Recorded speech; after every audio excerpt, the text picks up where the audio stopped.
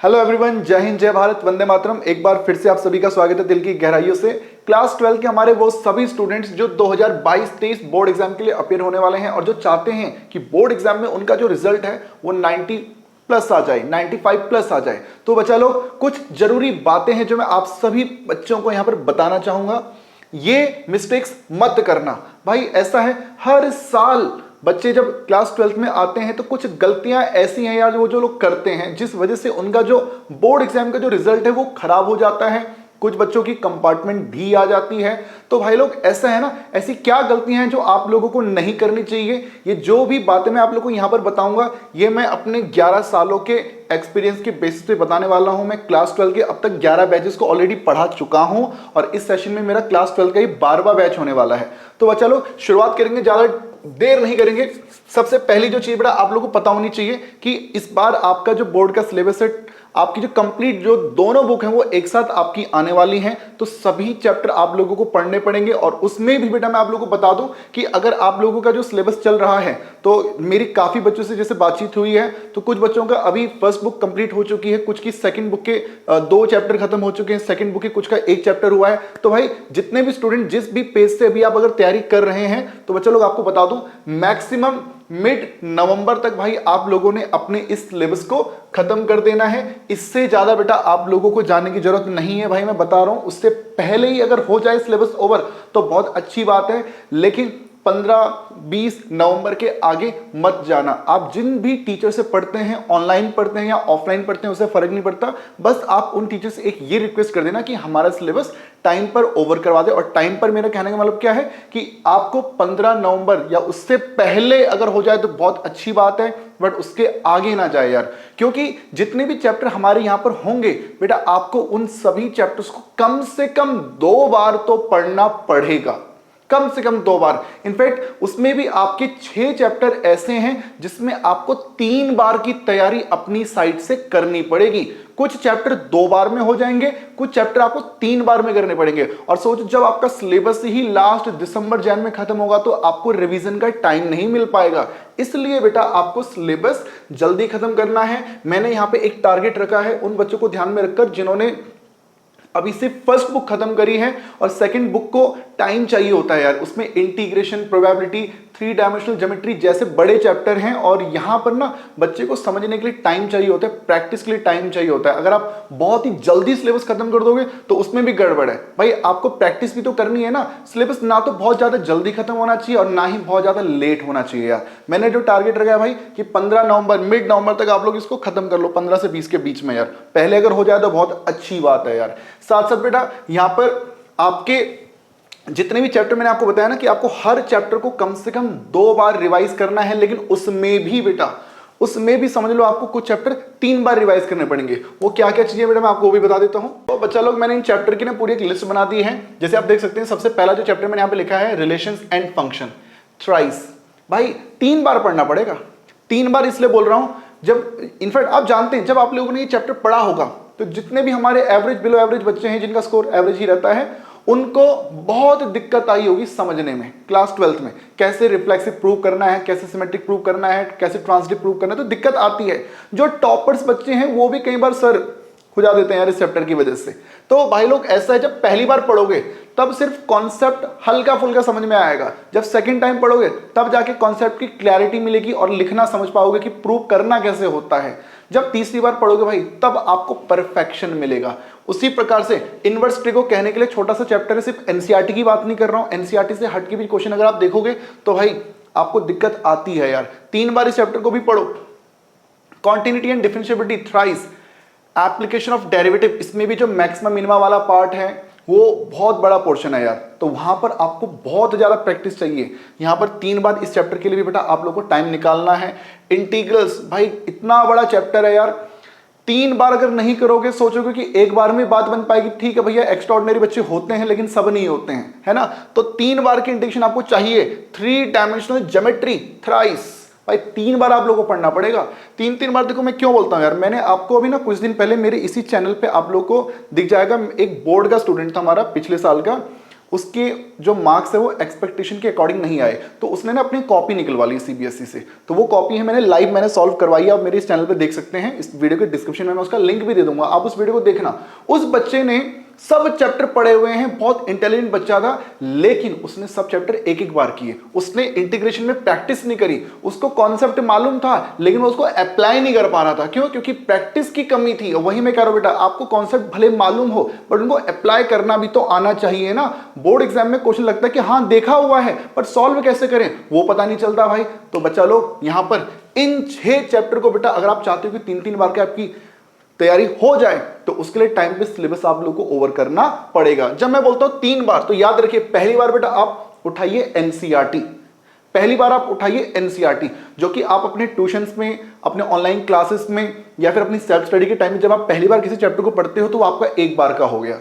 फिर दूसरी बार बेटा आप लोग उसको रिवाइज करोगे, रिवीजन करोगे। रिवीजन के टाइम पे ये याद रखिएगा कि कोई एक्स्ट्रा बुक आप लोगों को जरूर यूज करनी है यार, ठीक है ना। सिर्फ एनसीईआरटी के क्वेश्चन तक सीमित मत रहना, आप एक्स्ट्रा क्वेश्चन जरूर कीजिएगा। जब एग्जाम टाइम आपका आता है तब आपकी तीसरी बार की तैयारी होती है बच्चे, तब आपकी तीसरी बार की तैयारी होती है। कुछ बच्चे ऐसे भी हो सकते हैं जिनको लगता है कि हाँ भाई 3 बार से भी बात क्या बनेगी, हमको तो 4 बार पढ़ना चाहिए। तो भाई कर सकते हो, अगर टाइम है तो करो यार, लेकिन मिनिमम इन चैप्टर को 3 बार जरूर करना। इसके अलावा जो बाकी चैप्टर हो गए उनको 2 बार, उनसे आपको उनको अगर आप 2 बार भी करोगे तो भी बात बन जाएगी। जैसे मैट्रिक्स हो गया, डिटरमिनेंट हो गया, लीनियर प्रोग्रामिंग प्रॉब्लम हो गया, एप्लीकेशन ऑफ इंटीग्रल्स हो गया, तो यहां पर इतनी प्रॉब्लम नहीं रहती यार। मेन इन 6 चैप्टर की बात है यार, ठीक है बच्चों।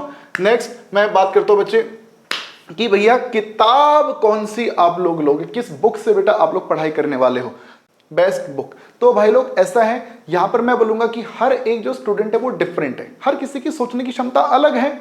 अब ऐसे में कुछ बच्चे ऐसे होते हैं जिनको एनसीईआरटी भी टफ लगती है, कुछ ऐसे होते हैं जिनको एनसीईआरटी हलवा लगती है। तो भाई अब कौन सी किताब से पढ़ा जाए?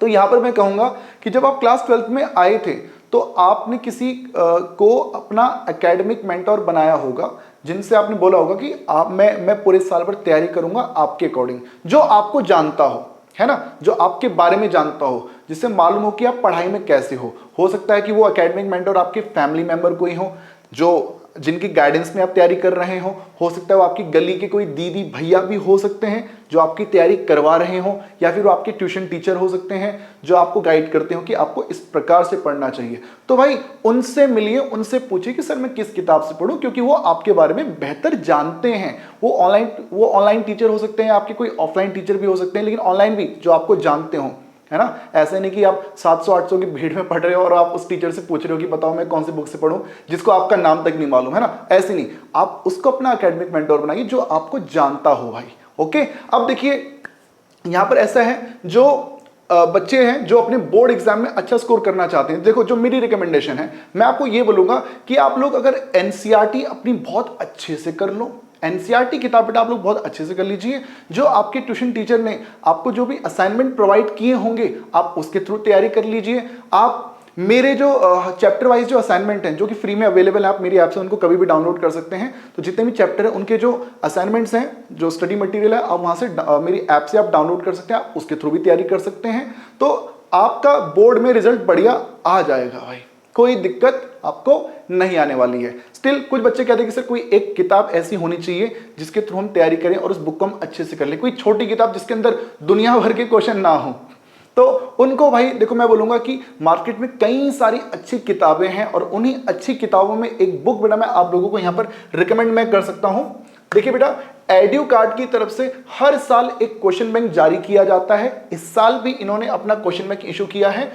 एड्यूकार्ट का CBSE class 12 chapter wise question bank है मैथमेटिक्स का। और सबसे अच्छी बात क्या है, ये जो क्वेश्चन बैंक इन्होंने बनाया है इसमें डिलीटेड सिलेबस के अकॉर्डिंग इन्होंने बना रखा है। जो लेटेस्ट आपका सिलेबस है डिलीटेड वाला पोर्शन इन्होंने इसमें कवर नहीं किया है। वरना बहुत से सैंपल पेपर में जो गड़बड़ क्या होती है कि उन्होंने डिलीटेड वाले क्वेश्चंस भी उसमें डाल रखे होते हैं यार। लास्ट ईयर ये प्रॉब्लम बहुत से बच्चों को आई थी, बट ये बुक मेरे पास है, मैंने इस बुक को पूरा बढ़िया से रिव्यू किया है भाई। इसमें डिलीटेड वाला पोर्शन इन्होंने कवर बिल्कुल भी नहीं किया है। और बाकी ना हर बुक की कुछ ना कुछ यूएसपी होती है यार।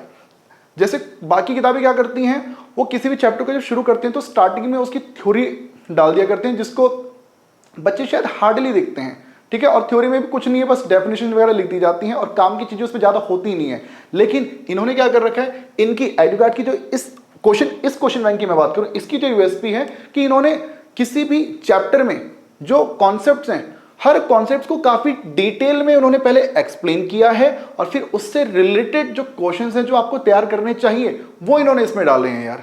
और उसके बाद फिर नेक्स्ट कॉन्सेप्ट, फिर उससे रिलेटेड क्वेश्चन, फिर नेक्स्ट कॉन्सेप्ट, फिर उससे रिलेटेड क्वेश्चन।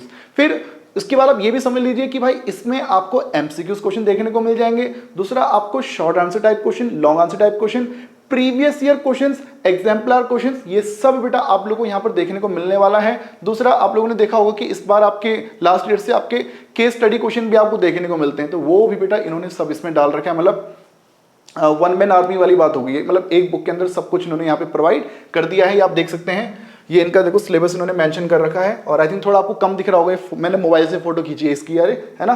तो देखो ये जो ब्लैक वाला जो है वो आपका सिलेबस वाला पार्ट है, और जो रेड से इन्होंने मेंशन कर रखा है वो आपके सिलेबस में नहीं है इसमें। ओके, बाकी आप यहाँ पे देख सकते हैं रिलेशंस आ गया, तो देखिए पहले पूरा कॉन्सेप्ट, उससे रिलेटेड जो फॉर्मूले हैं वो सब इन्होंने यहाँ पे देखो मेंशन कर दिए हैं, फिर उससे रिलेटेड क्वेश्चन, फिर अगला कॉन्सेप्ट, फिर क्वेश्चन, फिर आप देख सकते हैं एग्जाम्पलर का क्वेश्चन, सीबीएसई 2018 का क्वेश्चन और केस स्टडी क्वेश्चन यहां पर इन्होंने डाल दिया है। और एक बात मैं बताना भूल गया, हर साल जो टॉपर्स होते हैं सीबीएसई वाले, उनके वो जो टॉपर्स की जो आंसर शीट होती है, हर चैप्टर में जो क्वेश्चंस हैं उस क्वेश्चन को टॉपर्स ने कैसे लिखा है वो पेज बेटा आप यहां पर आप देख सकते हैं। तो ये आपको इनके हर चैप्टर में देखने को मिलने वाला है। तो मैं कहूंगा कि यार अगर आप इस पे स्पेंड करते हो तो वैल्यू आपको मिलने वाली है भाई यहाँ पे, ठीक है ना।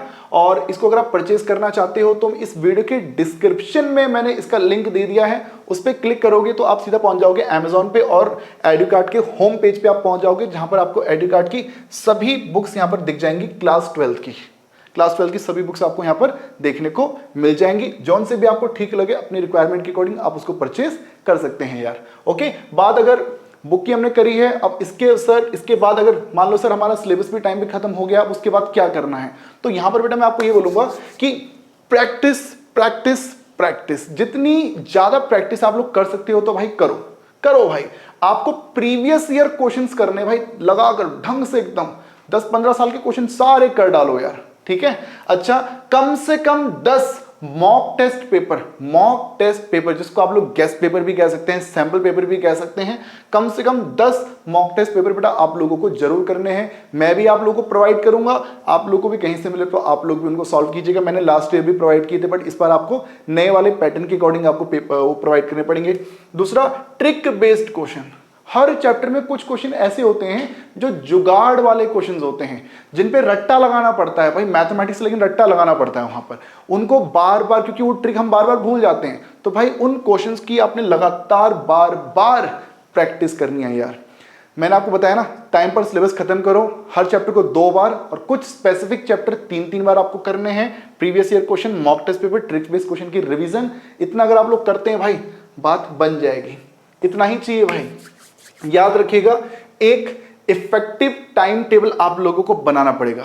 इफेक्टिव टाइम टेबल जब मैं बोलता हूं तो इसका मतलब समझ जाओ, आपको स्कूल भी जाना है, आपको ट्यूशन भी जाना है, आपको होमवर्क भी करना है, फिर आपको अपनी सेल्फ स्टडी भी करनी है। तैयारी आपकी ऐसी हो बेटा जिससे कि आपका टाइम पर सिलेबस भी आपको ओवर हो जाए, आप हर चीज को टाइम दे पाओ। और सिर्फ सब्जेक्ट आपका सिर्फ मैथमेटिक्स नहीं है, आपके पास बाकी सब्जेक्ट भी होंगे, आपको उन पर भी फोकस करना है। ऐसा ना हो कि आपने सिर्फ मैथमेटिक्स के पीछे अपना एक सब्जेक्ट तो बहुत स्ट्रॉन्ग कर दिया बट आपके बाकी सब्जेक्ट खराब हो जाएंगे। ऐसा भी नहीं होना चाहिए बेटा।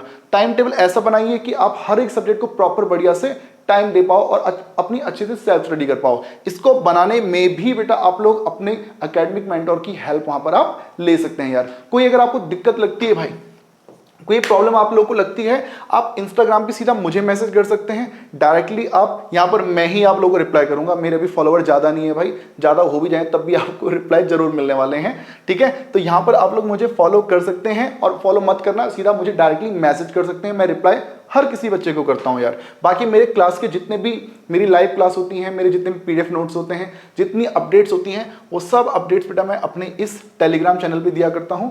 इसका आप लिंक इस वीडियो के डिस्क्रिप्शन में भी देख सकते हैं। एडू मित्रा अनुराग चौहान आप सर्च कर लेना, आप सीधा मेरे इस टेलीग्राम चैनल पे पहुंच जाएंगे।